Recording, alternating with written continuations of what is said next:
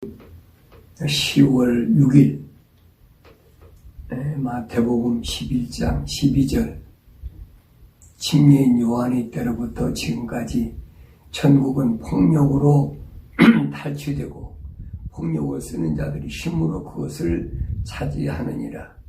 모든 선지서와 율법은 요한까지 예언한 것이라. 만일 너희가 그것을 받을 의향만 있다면 오기로 약속된 엘리야가 바로 그 사람이라. 들을 귀 있는 자는 들을지어다. 아멘. 가나안 정복기. 왜 가나안 정복기가 필요하냐? 하나님께서 마지막 때에 찾으시는 것은 누굴 찾으시냐면 어떤 명성이 있는 사람, 이름난 또 목사나 신학자나 이런 사람을 찾으시는 것이 아니라 사람의 정의를 올바로 아는 사람, 하나님이 찾으시는 사람이 누구냐 하는 것을 올바로 아는 사람. 그래서 라오디케아라 그랬습니다. 그 사람 하나님이 형상대로 지음받은 그 사람만이 가나안을 정복한다. 그래서 오늘 가나안 정복기 7번째 시간입니다. 예수 믿는 것은 세상에서 종교 생활하는 그 한 부분으로 생각하면 그 사람은 크게 잘못된 생각이다. 좀 과격하게 말하면 크게 착각하고 있다. 그러니까 예수 믿는 것을 세상에서 어떤 종교적인 한 가지 방법으로 생각하는 사람은 그 잘못된 생각이다. 왜냐하면 세상에서 종교 생활은 세상의 여러 가지 종교 중에서 자기가 좋아하는 것 하나 선택되는 그런 것이 종교 생활이지만은 기독교는 내가 선택하는 것이 아니라는 겁니다. 내가 선택해서 예수 믿고 내가 선택해서 하나님의 자녀가 되는 것이 아니라는 겁니다. 아니, 내 아버지를 내가 선택합니까? 그 말이 안 되잖아요. 내가 내 아버지를 선택할 수 있다 그러면 하나님을 내 아버지로 내가 부른다고 내 아버지가 될 수 있겠지요. 그래서 여러분 생각해 보세요. 내가 내 아버지를 내가 권력이 높은 대통령을 내 아버지를 삼겠다. 그래서 그 대통령 양자야 되겠지요. 그게 아들이 되냐 이 말이 아니잖아요. 그러니까 기독교의 원리는 뭐냐면 내가 예수를 믿는 것은 내가 선택하는 것이 아니란 말이에요. 예수님께서 요한복음에서 우리에게 말씀하셨잖아요. 너희가 나를 선택한 것이 아니라 내가 너를 선택했다. 내가 너를 선택했다. 근데 개신교에서 내가 어떤 교단이라고 얘기하겠지만은 그 교단에서는 그렇잖아요. 나도 선택하고 하나님도 선택하고 그래서 50%다. 그런 거짓말 하잖아요. 근데 이게 점점 이렇게 기울어져 가지고 이제는 하나님의 선택은 한 30% 내가 한 70% 그런 식으로 얘기하고 있잖아요. 세상에서는 그게 잘 먹혀 들어가요. 왜냐하면 내가 선택한다고 그러니까. 그러면 성경은 정반대예요. 나는 아무런 선택권이 없어요. 그런 사람들은 창조주 하나님을 부인하는 자들. 말로는 창조주 하나님이라고 그러죠. 아니, 창조주가 선택하시는 거지 피조물이 무슨 선택권이 있습니까? 그러니까 여러분이 조금만 깊이 생각하면 이것이 얼마나 잘못된 것이냐는 것을 알 텐데 듣기 좋으니까 또 세상에 돌아가는 그 모든 환경이 그러니까 사람들이 뭐 불교도 택하고 또 뭐 유교도 택하고 또 뭐 마음에도 또 중동 같은 데서는 또 마음에도 택하고 그러니까 그런 가운데 하나인 걸로 그렇게 알고 있단 말이에요. 이게 어려서부터 하나님이 누구냐, 예수가 누구냐 이런 깊은 뜻을 어려서부터 알아야 되는데 이게 알지 못하고 뭐 자랄 때야 뭐 다 다윈이 진화론 같은 거나 배우고 그러다 보니까 이게 잘못 알고 있단 말이에요. 이게 잘못 아는 사람들이 뭐 합니까? 뭐 자기 마음대로 하려고 하다가 안 되면 이거 안 되게 이거 내 마음대로 안 되는구나. 그럼 뭐 합니까? 자살하고 뭐 그런 짓 하잖아요. 창조주 하나님을 모르니까. 그런데 문제는 불교나 아니면 뭐 다른 종교를 택하다 종교 생활하던 사람이 자살한다면 그 사람들 모르니까 그럴 수도 있다고 그러는데 소위 말하면 교회를 다닌다는 사람들이 거기다 보면 뭐 장로도 자살하고 집사도 자살하고 이거 완전히 소위 말하면 개판이죠, 개판. 어떻게 보면 개만도 못한 거예요. 걔가 자살하는 거 봤어요. 그러니까 사람이 사람다운 사는 것이 뭔가 하는 것을 올바로 아는 것이 그게 사람의 참다운 도리인데 그 사람의 정의를 모르니까 그렇다. 이 기독교 와서 예수 믿는다 그러면 우선 제일 먼저 그것부터 가르쳐 줘야 되는데 그런 건 가르쳐 주지 않고 맨날 뭐 병 고치는 거, 세상에서 출세하는 거 뭐 이런 것만 가르쳐 주다 보니까 신앙생활의 목적이 다른 것으로 세상 종교하고 비슷하게 되어버렸단 말이에요. 이제 뭐 얼마 안 있으면 한국 같은 데서는 뭐 합니까? 고3 이제 소위 뭐 미국과 SAT라고 그러죠.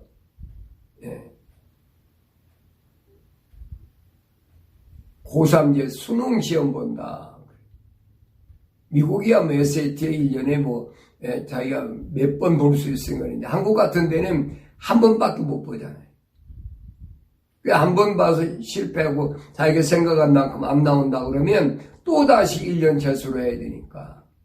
그러니까 거기에다가 그냥 부모들이나 아니면 학생들이 목숨을 걸다시피 하잖아요. 그러니까 무슨 짓 합니까? 예수 안 믿는 사람이야. 절에 가서 뭐 불공을 드리고 백일 기도한다고 그러지만은 개신교에서 뭐 무슨 짓 합니까? 그 똑같은 짓 하잖아요. 수능 시험을 위해서 뭐 특별 새벽 기도에 무슨 저녁 기도에 뭐 한다. 그 똑같은 얘기거든요. 이게 얼마나 잘못됐느냐 하는 거예요. 얼마나 잘못됐느냐. 근데 그런 것을 누가 장려하느냐. 목사가 거짓거려요. 목사가.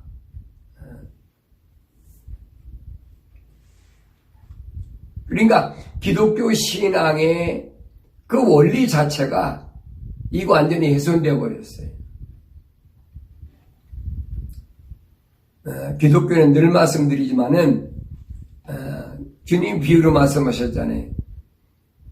아버지 집을 떠나온 아들이 다시 아버지 집으로 돌아가는 것을 비유로 말씀하셨다.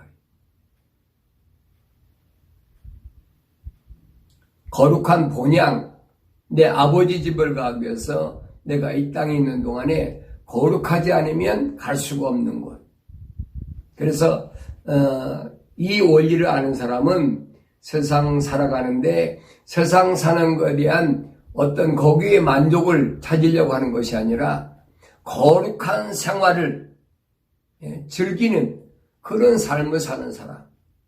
뭘 먹든 입든 마시든 뭐 어디 살든 그거보다는 내가 얼마나 거룩하게 삶을 사나 거기에다 초점을 맞추고 그것을 즐기는 사람. 제가 언젠가 그런 말씀 드렸어요. 세상은 파도와 같다. 이게 파도 치면 두렵잖아요. 이게 파도를 즐기는 사람이 있고 파도를 두려워하는 사람이 있어요. 이 파도를 두려워하는 사람 누굽니까? 집채처럼 넘어오는 그 파도를 보면 두렵잖아요. 근데 그 파도를 즐기는 사람이 있다. 그 파도 타기 하는 사람들은 파도 안 치면 재미가 없잖아요. 내가 언젠가 그 학생들한테 강의할 때 그런 얘기를 했어요. 닥쳐오는 환경을 즐길 수 있어야 된다. 세상을 모든 어려운 환경을 비관하고 낙담하고 절망하기보다는 즐길 수 있어라. 왜냐하면 어차피 세상은 그리스도인들에게는 흉흉한 파도와 같거든요. 성경은 여러 가지로 우리에게 말씀해 주십니다. 그래서 거룩한 삶은 억지로 되는 것이 아니에요. 여러분, 예수를 억지로 믿습니까? 억지로 믿어 될 수 있다면야 무슨 문제가 되겠어요? 힘으로 논리로 되지요. 그래서 오늘 예수님께서 침례 요한의 비유로 말씀하셨어요. 마태복음 11장 12절에서 침례 요한의 때로부터 지금까지 전국은 폭력으로 탈취되고 폭력을 쓰는 자들이 힘으로 그것을 차지하느니라. 그랬어요.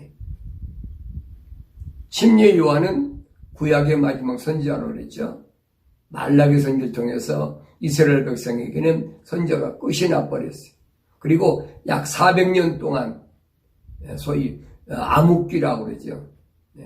400년 동안 아무 선지가 나타나지 않았어요. 그동안은 쭉 이어졌었습니다. 근데 400년 동안 암흑기가 왔다가 그 다음에 나타난 것이 누구냐? 바로 침례 요한이란 말이에요. 예수님이 하신 말씀이 그 얘기예요. 침례 요한까지는 어떻게 했느냐? 천국을 폭력으로 탈취되고 폭력을 쓰는 자들이 힘으로 그것을 차지했다니. 힘으로 뭔가. 그러니까 그렇게 힘의 논리로 뭔가를 찾는 것으로 알았지요. 왜 그랬습니까? 다윗 때 다윗이 이스라엘 백성을 중동 지역에서 가장 강한 나라, 하나님 백성으로서 강한 나라. 요즘 말하면 패권이라고 그러죠. 패권을 가지고, 그러니까 다윗이 세상을 다 이웃나라를 점령한 것처럼 그렇게 차지하는 것으로 생각했단 말이에요. 그 위에 보세요.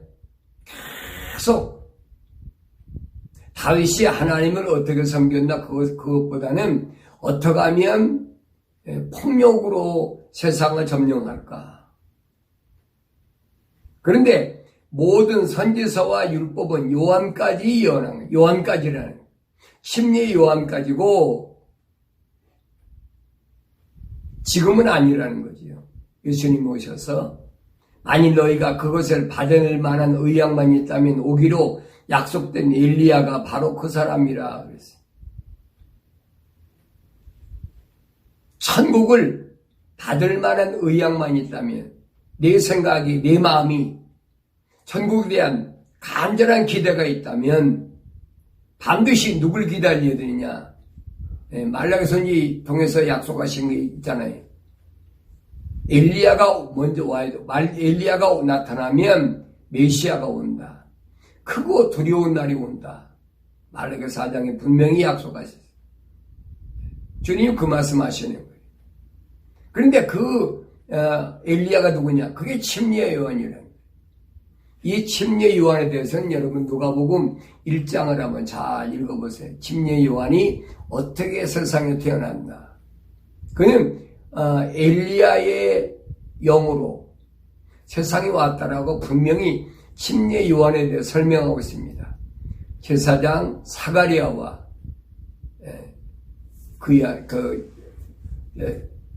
침례 요한의 어머니 엘리사벳. 제사장 사가랴하고 엘리사벳 나이가 많았어요. 근데 자식을 낳을 수가 없지요. 나이가 많았으니까. 아이가 없는데 갑자기 침례 요한에게 뭐라고 그럽니까? 사가랴한테 너한테 아들을 낳을 거니까 이름을 요한이라 하라. 이 얼마나 기쁜 얘기예요. 그 사가랴가 제사장인데 이거 너무 말도 안 되는 얘기잖아요. 근데 가브리엘 천사가 와서 그 소식을 전하니까 그걸 어떻게 말로 표현을 못하게 사가랴를 벙어리를 만들어 버렸어요. 그리고 사가랴가 하나님께서 나왔는데 보니까 말을 못해 벙어리가 되어버린 거예요. 그 사람들이 생각할 때는 뭐라고 생각했어요? 성전에 들어갔다가 뭔가 하나님께로부터 징계를 받았든지 그랬으니까 갑자기 벙어리 되어버렸으니까. 근데 사가랴가 성전에 나와가지고 그 말을 못하니까 글로만 써가지고 이제 대화를 하게 되니까. 근데 엘리사벳에게 그 아내 엘리사벳이 임신해버린 거예요. 나이가 많은 사람이 임신해버리니까 부끄러우니까 어떡합니까? 예루살렘에서 멀리 떨어져 시골 동네로 가버린 거예요. 남편 제사장 사가랴는 벙어리가 돼버렸지요. 자기는 나이가 많은 여자가 그동안 젊었을 때 아이도 못 낳던 여자가 갑자기 임신해 버렸으니까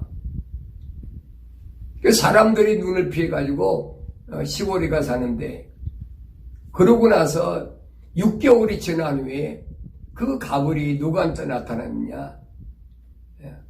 마리아에게 처녀 마리아에게 나타나서 똑같은 얘기를 합니다. 내가 성령으로 잉태할 테니까 아들을 낳으면 예수라 하라. 마리아 깜짝 놀래가지고 내가 남자를 모르는데 무슨 아이를 낳습니까? 그래서 성령으로 잉태할 것이다. 그러니까 마리아하고 엘리사벳은 친척이니까 그러잖아도 다른 사람은 모르지만은 친척이 되면 그거 모르겠습니까? 벌써 한 6개월이 됐는데. 그러니까 그렇게 임신하고 떠난 엘리사벳에게 이 마리아가 찾아갑니다. 왜? 자기한테도 똑같은 게 왔으니까. 그래서 가서 그 엘리사벳을 만나가지고 자기한테 찾아왔던 가브리엘 천사가 자기한테 한 말들을 이제 얘기하고 성경이 자세히 기록되어 있잖아요. 다른 데 기록되지 않았어요. 누가복음 1장, 2장에 보면 자세히 기록되어 있습니다. 만일 너희가 그것을 받을 만한 의향, 그것이 뭡니까? 천국이지요. 천국을 받을 만한 의향만 있다면, 내가 그런 생각이 있다면, 오기로 약속된 엘리야가 바로 그 사람이라. 너희들이 그렇게 사모하는, 너희들이 그렇게 바라던 천국이 정말로 오기를 원한다면, 소위 말하면 메시아가 오기를 원한다면 바로 누가 먼저 오야 되느냐? 엘리야가 오야 되는데 그가 바로 침례 요한이라. 사람들이 알아듣습니까? 못 알아듣죠. 지난 시간에 제가 거기까지 말씀드렸어요. 그래서 예수님은 들을 귀 있는 자는 들을지어다. 그런 소리인데 왜 못 듣겠어요? 근데 귀가 열려야 그 뜻을 알지요. 오늘날도 마찬가지. 성경에 기록됐는데도 이게 무슨 말인 걸 알아야 되는데 이 말을 알아듣지 못한다.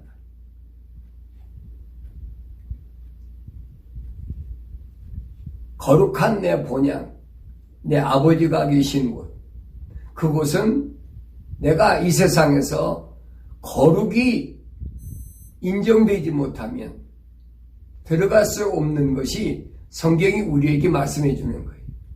구약에서는 마치 어떤 폭력으로 탈취되는 것처럼, 그러니 그 당시에는 로마가 패권을 쥐고 세상을 다스렸으니까 이 로마를 어떻게 무너뜨려야 되는데, 메시아가 오면은 이 로마를 무너뜨리고 다윗 왕 때처럼 우리가 세상에 패권을 쥘 텐데, 우리가 선민인데 이 사상으로 꽉 차 있는 거예요.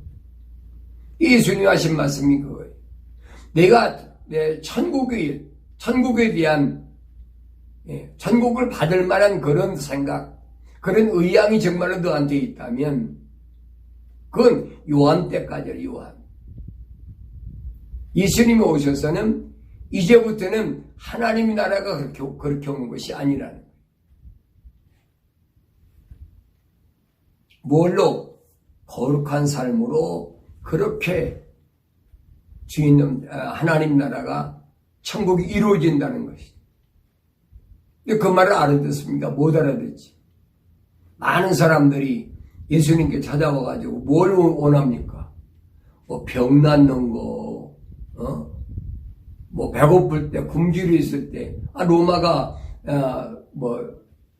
세상을 지배하고 로마 식민지로 있으니까, 얼마나 산다는 것이 궁핍하고 힘듭니까? 그런데 갑자기 예수님이, 남자만 5,000명이니까 여자하고 아이까지 친다면, 수만 명 안 되겠어요? 근데 장정만 5,000명이라니까 그 수를 한번 생각해 보세요. 얼마나 엄청나. 근데 그들을, 물고기 2마리, 보리떡 5덩이 가지고 다 먹이고도 12바구니 남았다. 여러분 상상이 되세요? 그러니까 그들이 무슨 생각하겠습니까?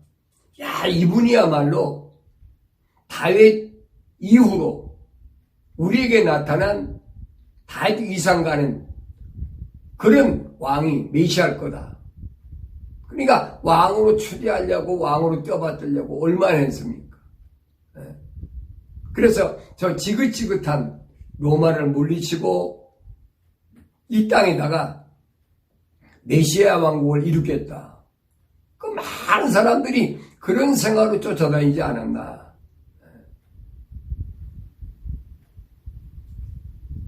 예수님 만나는 사람마다 그렇잖아요. 소경이 눈 뜨고, 봉어리가 말하고, 안진명이 일어나고, 죽었던 사람이 살아나고, 몇 명이 모이든 배고플 때 그들 다 먹여주고, 그럼 됐잖아요. 다윗왕도 그렇게 못했거든요. 전쟁터에 나가서 희생을 하고, 죽고 그래야 되는데, 이분은 그게 아니잖아요. 말 한마디로 다 하시잖아요.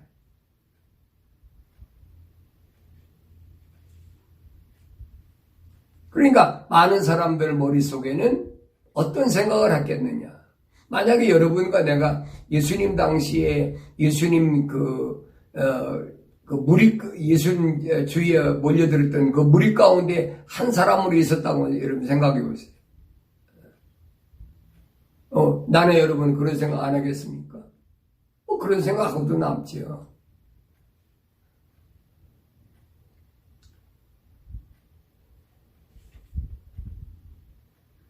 그러니까 많은 사람들이 예수님 찾아와가지고 그냥 예수님을 왕으로 모시겠다. 여러분 신학자들 가운데 그런 사람도 있어요. 제가 신학교 다닐 때 보면은 무슨 사람이냐, 무혈구태타를 예수님이 일으켰다. 예루살렘 성전에 입성하실 때 낙이 타고 들어가신 것이 그게 무혈구태타인데, 무혈구태타에서 실패했다. 뭐 베라벨 소리 다 해요.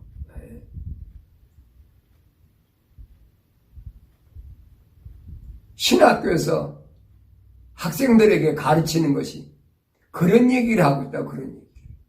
그러니 그렇게 공부하고 나온 사람들이 세상에 나와가지고 소위 목회라고 하면서 무슨 얘기를 하겠어요?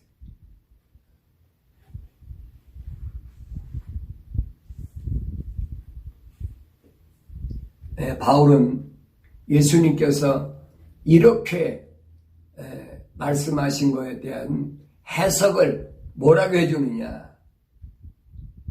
에베소 6장 10절에 보니 끝으로 나 형제들아 주 안에서와 그의 힘의 능력 안에서 강건하라 그랬어요. 주 안에서와 그의 힘의 능력 안에서 강건하라. 다른 힘 말고 폭력이나 이런 걸로 탈취하려고 하지 말고 주 안에서 그리고 그의 힘의 능력 안에서 강건하라 그랬어요. 그러면서 너희는 마귀의 술책에 대항하여 설 수 있도록 하나님의 전신과 옷을 입으라. 하나님의 전신과 옷. 이 마귀의 술책에 대항할 수 있도록 대항하여 설 수 있도록 하나님 전신과 옷을 입으라고 그랬는데 왜 그러느냐? 그다음에 보면 이는 그랬어요. 왜 그래야 되느냐? 왜 하나님의 전신과 옷을 입어야 되느냐? 이는 우리의 싸움이 혈과 육에 대항하는 것이 아니라 정사들과 권세들과 이 세상의 어둠의 주관자들과 높은 곳들에 있는 영적 악에 대항하는 것이기 때문이니라. 우리의 싸움은 혈과 육에 대항하는 것이 아니라라고 딱 결론 냈잖아요.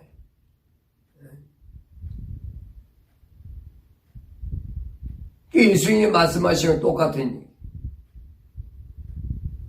폭력으로 타치한다. 하나님 나라를 폭력으로 타치한다. 뭔가 지상에서 이루기 위하여 폭력으로 타치한다. 뭐 다윗 때는 그렇게 했겠죠. 그런데 이제는 그게 아니란 말이에요. 그래서 히브리서에서 바울은 뭐는 개혁 때까지만, 개혁 때까지만. 예수님이 오시기 전까지만 제사장 제도라든가 먹고 마시고 하는 거 그거 개혁 때까지만 된 거라는 거예요. 예수님이 오셔가지고 그게 아니라는 거예요.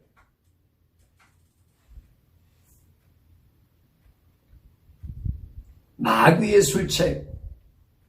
이 마귀의 술책이 뭐냐? 마귀의 술책이 뭡니까? 늘 말씀드리잖아요. 루시퍼의 술책은 뭐라고 해요? 내가 아버지 집을 향해 가는 길을 막는 거란 말이에요. 어떻게 하면 막을 수 있을까? 그거예요.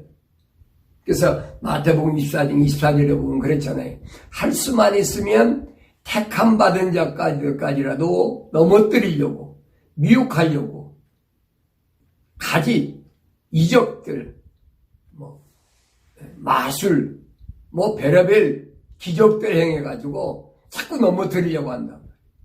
택함 받은 자, 부르시고, 택하시고, 영원하게 하셨다. 신실하게 하셨다. 근데 이 택함 받은 자까지도 예수님께로부터 선택받은 그 사람들까지라도 하나님의 혼으로 지음받은 그 사람들까지라도 미혹하려고 갖가지 막 이적을 행하고 배지 다 한다는 거예요. 사람 눈에 속이는 거예요. 요한계시록 가면 그랬습니다. 요한계시록 16장 19장, 20장, 21장 쭉 보면 마술하는 자, 거짓 영, 거짓 선지자, 기적을 행하는 자 여러 가지 표현을 해놨어요. 이들은 누구와 함께? 짐승과 함께 어디로 가요? 유황불에 산채로 집어넣겠다. 요한계시록 똑바로 보세요.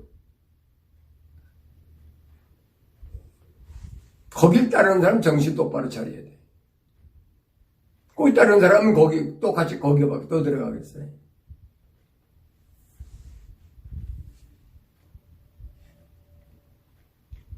이는 우리 싸움이 혈과 육에 대항하는 것이 아니라, 우리 싸움이 혈과 육에 대항하는 것이 아니라. 그런데 왜 개신교 목사들이 정권에 대항해서 데모하고 그따구 짓거리 합니까? 그 잘못된 거잖아요. 바울이 얼마나 얘기해. 디도한테, 목회하는 디도한테 뭐라 합니까? 성도들에게 올바로 가르치라니. 세금 낼 거 내고, 관세 내짜게 내고, 소득세 낼 거 내고, 그 거짓말로 탈세하려고 하는 거, 올바로 잘 가르치란 말이에요. 정권 잡은 자에게 그 사람들에 순종하고, 왜 세상이 있으니까. 그거 넘어뜨리려고 하지 말라는 거예요. 바울이 얼마나 신신부탁합니까? 베드로도 그러잖아요. 우리 싸움의 대상이 누구냐? 우리 싸움의 대상. 우리 싸움의 대상이 마귀의 술책에 대항해야 된다. 근데 마귀는 자꾸 부추기잖아요. 저것들은 악한 거니까, 저것들 마귀 자식이니까, 성령으로 언제 정권 무너뜨린다고 그랬어요? 정신 똑바로 차려야 돼요. 예수님이 오셔서 하신 말씀을 올바로 잘 들어야 돼요. 그래서 들을 수 있는 자는 들으라는 거예요. 들을 수 있는 자는 들으라. 성경 한 구절만 가지고 그걸 가지고 주장하지 말고 어느 신학자의 말을 가지고 주장하지 말고 여러분들이 예수 그리스도를 통해서 정말로 천국에 대한 소망을 갖고 있고 천국에 대한 의향이 있다면 내 아버지 집에 가기를 정말로 소원한다면 하나님 말씀을 올바로 읽고 알아야 된다는 얘기. 이는 우리 싸움이 혈과 육에 대항하는 것이 아니라 그랬어요. 그다음에 뭡니까? 정사들과 권세들과 이 세상의 어둠의 주관자들과 높은 곳들에 있는 영적 악에 대항하는 것이라. 정사들이 말은 세상의 정사를 가리키는 게 아니에요. 공중의 권세자인 마귀. 그러면서 이 세상의 어둠의 주관자들, 높은 곳들에 있는 영적 악에 대항하는 것이기 때문에 그러기 위해서는 우리가 혈과 육으로 싸우는 것이 아니라 그러니까 내가 싸워야 될 대상을 잘못 알고 있다는 거예요. 무슨 공산주의자가 아니라 무슨 독재자가 아니라는 거예요. 그러므로 너희는 하나님의 전신 갑옷을 입으라. 이는 너희가 악한 날에 저항할 수 있으며 또 모든 일을 다 이루기까지 서 있게 하기 위함이라. 하나님의 전신 갑옷. 이건 혈과 육에 대항해서 싸우려고 바울이 지금 얘기하는 것이 아닙니다. 그러면서 그 하나님 전신 갑옷을 뭐라고 그랬냐? 서서 진리로 너희 허리띠를 두르고 의의 흉배를 붙이고 그랬어요. 서서 너희 허리띠를 띠라. 육신의 벨트를 매라는 얘기가 아니에요. 여러분 허리에 띠를 띠어 힘을 쓸 거 아니에요. 그런데 그걸 뭘로 하느냐? 진리로, 참으로 거짓이 없는 것으로, 거짓이 없어야 힘이 있는 것이지. 여러분 거짓은 한없이 약한 거예요. 사람은 진실할 때 강한 겁니다. 거짓은 약한 거예요. 그러니까 진리로 너의 허리띠를 두르고 그랬습니다. 그 다음에 의의 흉배를 붙이라. 흉배 어디 가슴에 붙이는 거예요.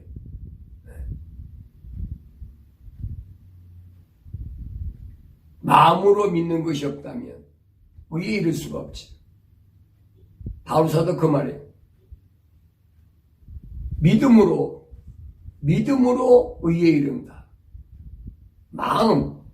네. 그래서 의의 흉부를 붙이라.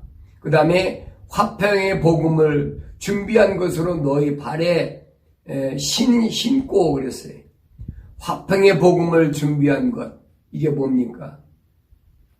뭐 이웃과 화목하고 뭐 적과 화평 그런 얘기가 아니에요.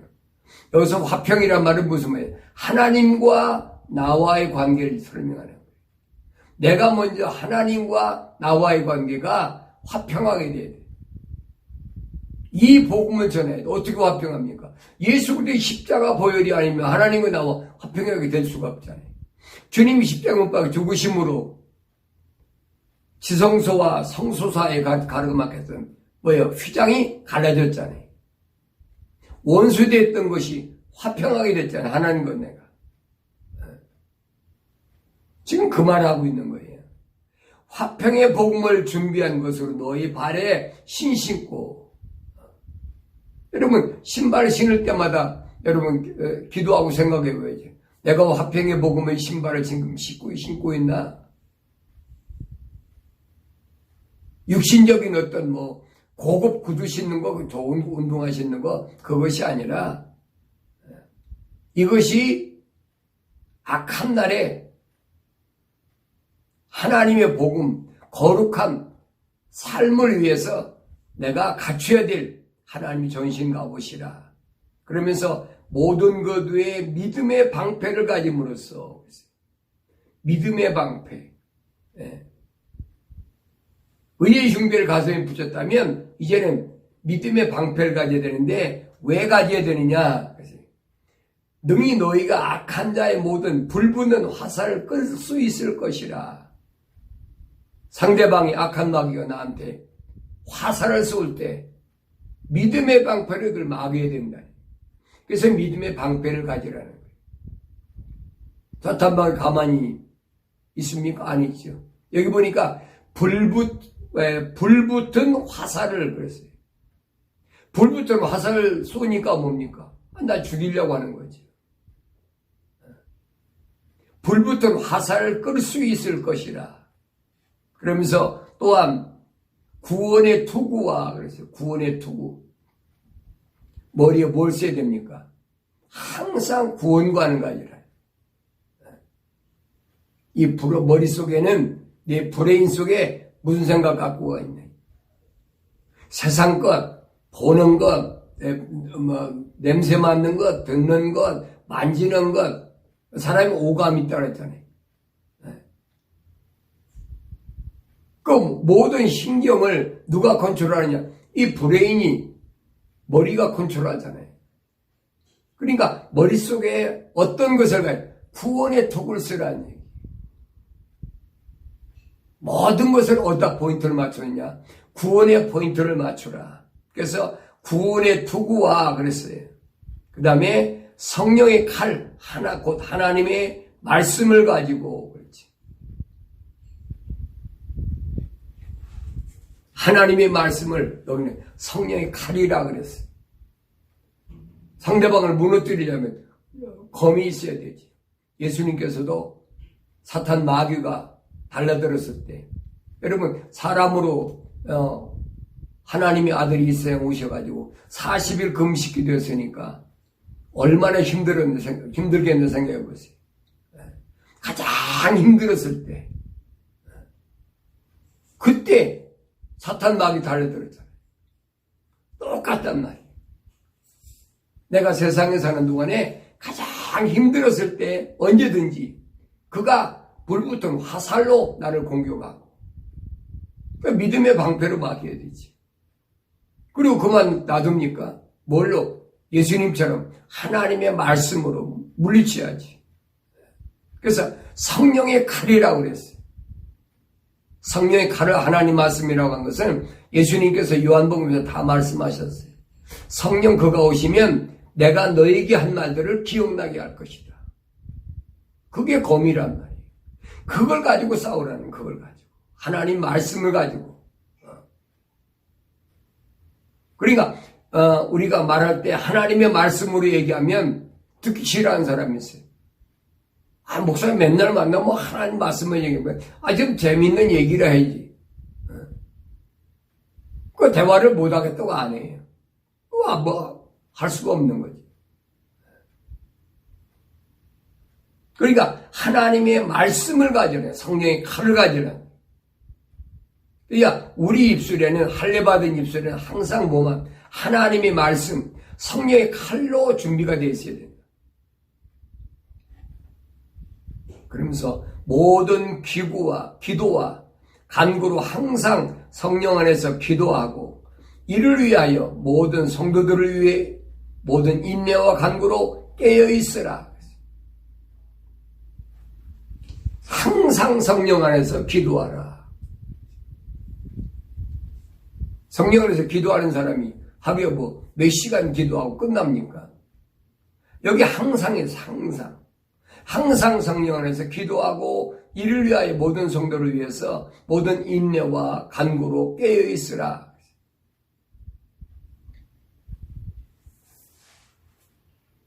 우리가 거룩하지 않으면 항상이란 말, 항상 쉬지 말고 기도하라, 항상 기도하라, 이 말이 올바로 안 들려져요. 왜냐하면 거룩한 사람이 아니면 항상 기도할 수가 없어요. 거룩한 사람이 아니면 쉬지 말고 기도할 수가 없어요. 그래서 항상 성령 안에서 기도하고, 이를 위하여 모든 성도들을 위해 모든 인내와 간구로 깨어 있으라. 모든 성도, 거룩한 하나님의 백성을 위해서. 그래서 우리에게 뭐가? 거룩한 인내가 필요하다. 거룩한 사랑이 필요하다. 이전에 싸움의 대상은 누구였습니까? 바울이 얘기했다네. 이전에 싸움의 대상이 누구예요? 싸움의 대상은 혈과 육으로, 육신의 힘으로 뭘 탈취해보겠다는 그런 잘못된 생각을 가지고 살아왔었어요.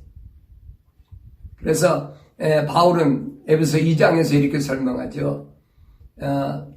허물과 죄들 가운데서 죽었던 너희를 그가 살리셨으니, 전에는 너희가 그것들 가운데서 이 세상의 풍조를 따르고 공중의 권세자의 통치자 곧 지금의 불순종의 자녀들 안에서 역사하는 영을 따라 행하였으니, 전에는, 내가 예수를 만나기 전에는, 바울이 그 말입니다. 공중의 통치자 곧 지금의 불순종의 자녀들 안에서 역사하는 영을 따라 행하였으니, 그 이제 다 죽었다니. 바울은 언제? 예수 만났을 때 죽었어요. 그전까지만 해도 혈기왕성했죠. 가말리엘은 유명한 교법사 밑에서 공부했으니까. 그러니까 그들 가운데서 우리 모두가 이전에는 우리의 정욕들 가운데 행하였으며 육신과 마음의 욕망들을 이루어 다른 자들과 마찬가지로 본래 진노의 자녀였느니라. 바울은 예수님 만나기 이전과 예수님 만난 이후의 생활이 뭔가, 우리 그걸 보란 말이에요. 예수님 만나기 이전에는 육신적인 어떤 욕망, 정욕, 이걸 이뤄보려고, 뭘로? 인간의 힘으로. 그래서 어떤 폭력 가지고 뭘 탈취해보겠다. 마치 하나님이 나라도 그렇게 점령해야 되는 걸로 잘못 알고 있었다. 육신과 마음의 욕망들을 이루어 다른 자들과 마찬가지로, 그럼 그런 자들이 누구냐? 진노의 자녀, 진노. 그러나 자비가 풍성하신 하나님께서 우리를 사랑하신 그 큰 사랑으로 인하여 걔들 가운데서 죽었던 우리를 그리스도와 함께 살리셨으니 너희가 은혜로 구원을 받은 것이니라. 또 함께 일으키사 그리스도 예수 안에서 천상에 함께 앉히셨으니 이는 하나님께서 그리스도 예수 안에서 인자하심 가운데 우리를 향한 그의 은혜의 지극히 풍요함을 오는 시대들에 보여주시려 함이라.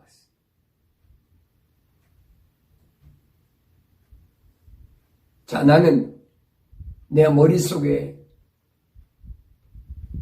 뭐를 받기로 원하나? 세상에 사는 동안에 내 소망은 뭔가? 주님이 물으시잖아요. 내가 정말로 천국을 받기를 원하느냐? 의향이 있느냐? 지금 물으시는 거예요. 다른 사람이 물으시는 게, 다른 사람한테 물으시는 게 아니에요. 나한테 물으시는 거예요. 이 아무 것이야. 너 정말로 아버지 집에 가기를 원하느냐? 내 본향에 가기를 원하느냐?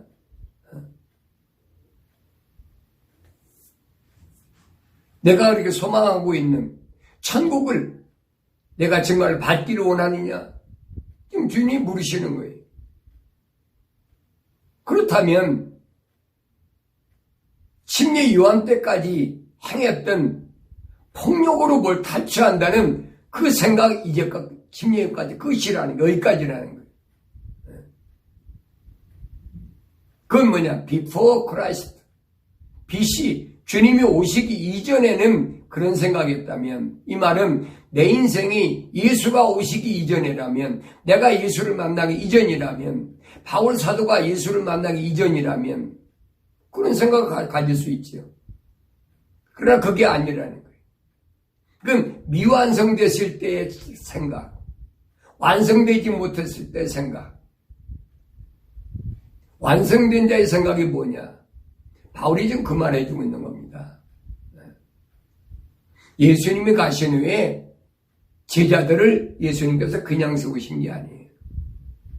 제자들을 통해서, 바울 사도를 통해서, 요한, 베드로, 야고, 이런 사람을 통해서 우리에게 주신 말씀이 왜 주셨느냐? 여러분 그걸 아셔야 돼요.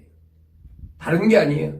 예수님이 하신 말씀을 우리에게 완성시켜 주려고 남으신 거예요. 그것이 언제까지냐? 요한계시록까지. 12사도들 가운데 마지막 사도 요한까지. 요한계시록까지 끝났잖아요.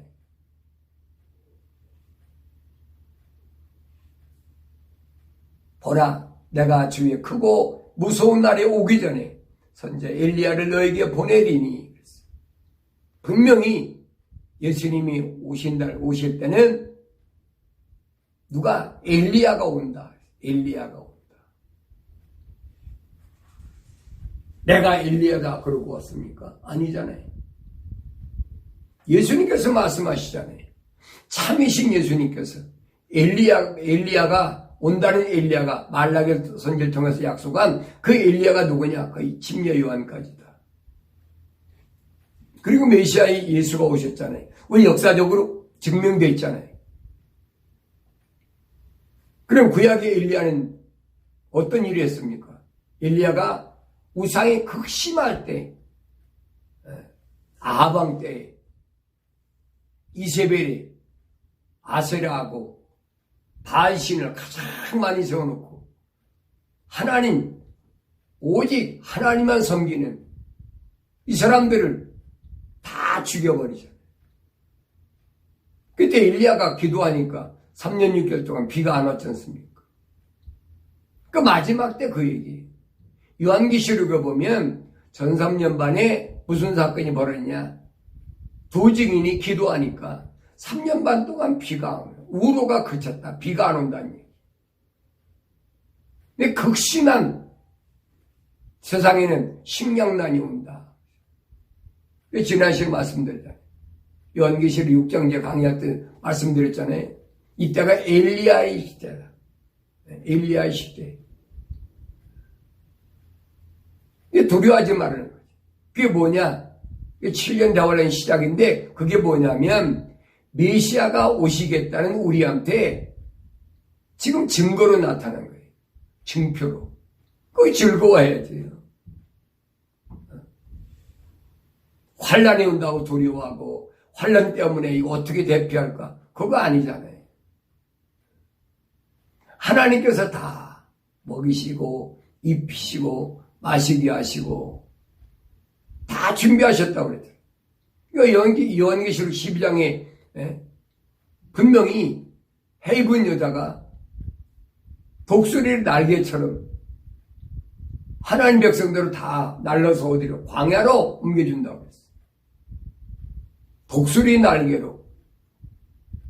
성경에서는 독수리 날개로 옮기는 걸 뭐라고 그랬습니까? 이스라엘 백성을 광야에서, 애굽 땅에서 광야로 옮기는 것을 독수리 날개로 옮기는 것처럼 옮겼다고 성경에 기록되어 있잖아요. 그 누가 했습니까? 물론 모세와 아론이 앞장섰지만은 하나님의 타락하지 않은 천사, 불의 천사, 물의 천사, 가브리엘, 미가엘 천사가 총동원됐잖아요. 지금도 마찬가지예요. 하나님은 자기가 선택한 하나님의 백성을 절대 버려두지 않는다. 여러분, 육신을 버려두지 않는다는 얘기가 아니에요. 구약의 이스라엘 백성은 모형적으로 이제 보여주신 거지. 하나님의 혼으로 지음받은 살아있는 혼이 된 그 사람, 하나님의 거룩한 성령으로 완벽하게 완전한 사람. 그 사람 여러분 타락해서 지옥 보내겠습니까? 절망하고 좌절하고 낙심하게 버려두시겠습니까? 안 하신다고요. 하나님께서 우리를 지키신다는 이 말을 잘 들어야 돼. 그러니까 육신적인 거라면 바울이 뭐하러 고린도전서 15장에서 죽을 몸이 죽지 않은 몸으로 썩을 몸이 썩지 않은 몸으로 뭐하러 그런 얘기를 합니까? 그런 얘기가 아니란 말이에요. 죽을 몸이 죽지 않은 몸으로 썩을 몸이 썩지 않은 몸이란 말은 이 말을 올바로 잘 들으셔야 돼요. 시간과 공간의 구애를 받지 않는 그 사람으로 변화시킨다는 거지. 세상에서 병들지도 않고 죽지도 않고 그게 계획입니까? 아니잖아요. 그러니까 우리가 어떤 그 외적인 물리적인 것을 위해서 때문에 내 육신이 병들고 육신이 죽고 살고 그게 두려워하지 말라는 얘기예요. 내가 정말로 천국을 받은 의향만 있다면 우리의 싸움의 대상이 누군가 잘 알고 그래서 머리에서 발끝까지 머리에는 구원의 톡을 쓰고 가슴에는 의의 흉배를 붙이고 손에는 믿음의 방패 그 다음에 한 손에는 뭘 듭니까? 성령의 칼 하나님 말씀을 들고 진리로 참으로 허리띠를 띠고 발에는 화평의 복음의 신발을 신어요. 그 머리끝부터 발끝까지 하나님 전신과 옷을 다 무장했는데 그 뭐가 걱정해? 걱정할 필요가 없죠. 내가 정말로 천국을 받을 만한 의향이 있다면 이 말입니다. 오늘 주님께서 우리에게 물으십니다. 내가 참으로 천국을 받을 의향이 있느냐? 그러면 하나님의 전신과 옷으로 무장하고 세상 것들에게 대항하려고 하지 말고 세상에 있는 동안은 하나님이 허락하신 권세자니까 그들이 하라는 대로 해. 그러나 네 머릿속에, 내 가슴 속에, 내 손에, 내 허리에, 내 발에 내가 명령한 대로 그렇게 무장을 하고 이 악한 공중의 권세자 나귀에게 그거에 대항하라. 그러면 하나님께서는 약속하신 대로 천군 전사를 동원해서 우리 지키시고 보호해 주실 줄로 믿습니다.